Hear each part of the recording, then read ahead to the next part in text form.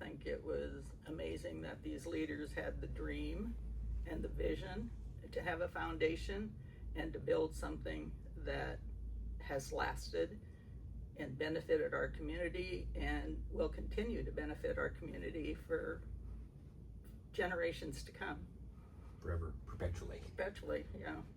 I don't know what was the spark that started it, but I'm sure glad they got it going. 30 years ago now, right? I'm Mark Calcara. I'm Melanie Calcara. I'm Robert Deeman. This is my wife, Carol. My name is Jerry Marmee, and this is my wife. Linda. My name is Krista Smith, and we've lived in Great Bend, Kansas for about 46 years. And I'm Perry Smith. I'm a retired physician here in Great Bend and have been here as long as Krista's been here. John Francis. I've lived in Great Bend since 1974. Fresh out of high school, came to Great Bend, which is where my mom and dad were originally from. So we moved back home after being overseas and following my dad in the oil patch. And so I've lived here ever since. I married Nancy Olson. I'm Jim Armitage. And I'm Kathy Armitage. Great Bend is special to me because I grew up here all of my life and was in business here. So we wanted to make sure that it had a long life ahead. Well, and I'm not from Great Bend, but it's been my home since 1971. I think what makes it special to me, this area being special, is the people and the culture you've already mentioned. I've lived here all my life, so I find the people here very friendly, very generous, always willing and wanting to improve the community, and that's pretty significant and pretty important. We moved here about 56 years ago, and immediately it was a small town, but the people were so friendly and so welcoming, and we both started businesses, and our businesses were both successful and very well supported by the members of our community.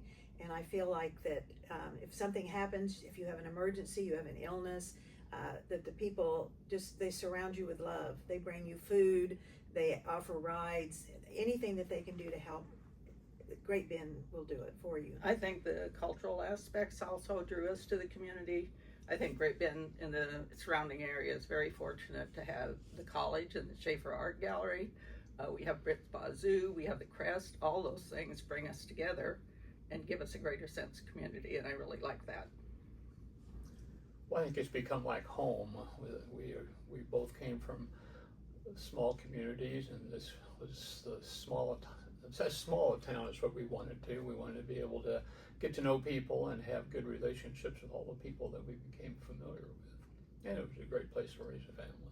So this community has been very good to us. They've supported us and encouraged us to do different things, and we've been real happy to live here.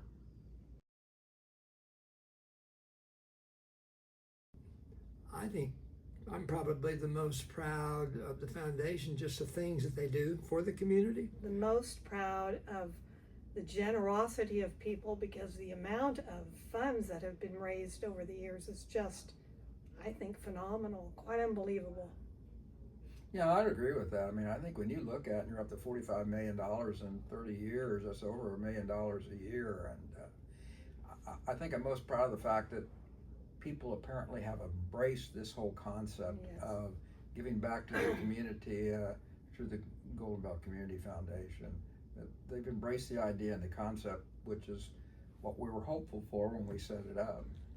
Well, I think I'm probably most proud of the people of the Golden Belt area. I mean, it's amazing how much money has accumulated over the years, and I think Giving Tuesday really highlights how generous the people of this area are.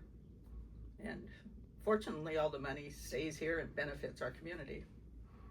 It gives, individual, a lot of things that are, a lot of causes that are needed that we have here can't be satisfied by individuals, but the foundation just turns individual generosity into something much bigger, larger, and will last forever, perpetually. I think just the growth of the organization, and that we've only had really 2 directors. mean, we had a lady in the beginning that started. It was Catherine Brenning. She was for 2 years just to help it get it going. But since that time, we've only had 2 directors, which really speaks well for the continuity of the organization. So that's really nice. I'm thrilled at how much it has grown, because when we first started this foundation, you could sense in the beginning the whole outlay was that there's going to be money leaving this community, let's keep it here. And a lot of us founders said, if we're going to give money, donate it here, let's donate rather than pay it to the federal government, for one thing. But I'm especially proud of the Prairie Godmother Fund, and I've been involved with that since the beginning, and I really feel that has made a huge impact in this community. And I think the founders that originated it just all had kind of a common goal, and were hoping that it would continue to grow like it has.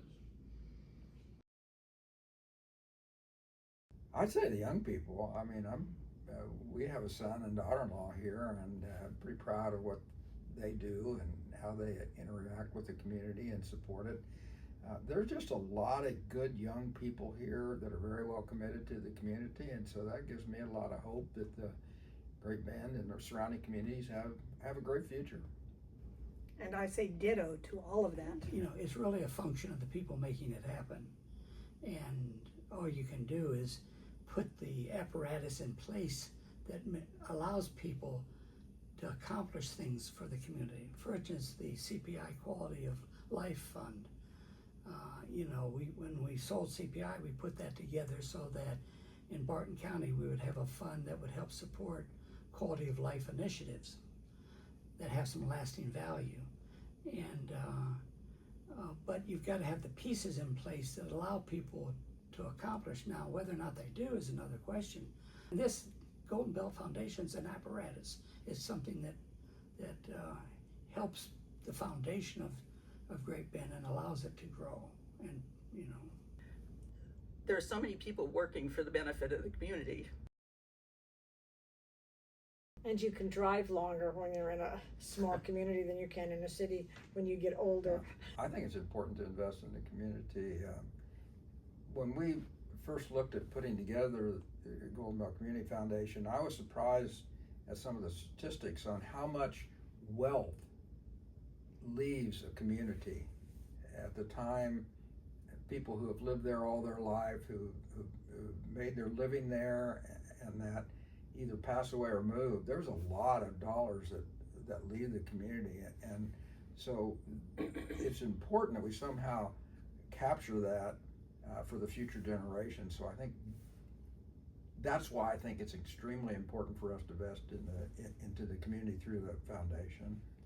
You know, to get back to family values and hometown values that you don't see in the big cities. And I would go back. Big cities are big cities, rural communities. People come together, I think, in a rural community quicker, more active. They want the community to be part of them. I mean, they want to be part of the community, and they want to make sure it's successful and lasting.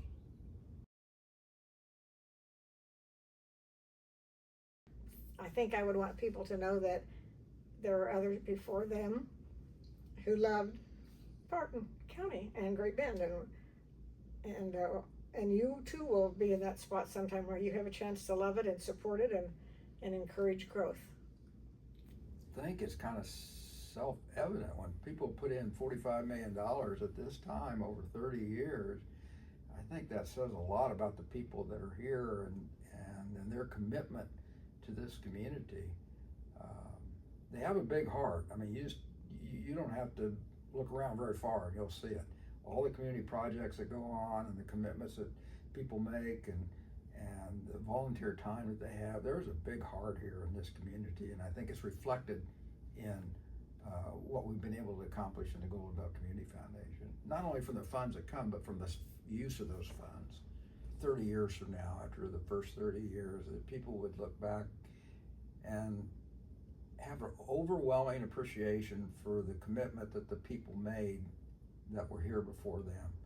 I mean, I have that same feeling about the people that helped build this community before I became an adult. I mean, They would know that they are investing their money into something that will just, their legacy will just keep growing and growing. Leave a part of themselves here. And my expectation is that Great Bend is not going to grow as fast as maybe the national economy or Kansas City or Wichita. But if the Golden Belt Foundation outpaces the growth of the city, what you're looking forward to in 30 years is a well funded foundation that can do a hell of a lot of good within the community. And that then just makes the quality of life in the community that much better, and people wanting to gravitate to this community and stay in this community. What I'd want them to know is there were 37 couples that found it necessary and they wanted to do it to get it started, because it kind of started from nothing to go forward, and they all contributed, so it would continue for another 30 years. When the Community Foundation was started 30 years ago, the late Mike Waltz and Steve Dobratz and myself, along with Catherine Brenning, we formed the investment policy statement and the distribution policy. And by having that distribution policy there, the foundation will always be there and never run out of money. I suppose pay it forward is a bit overused, but it really is.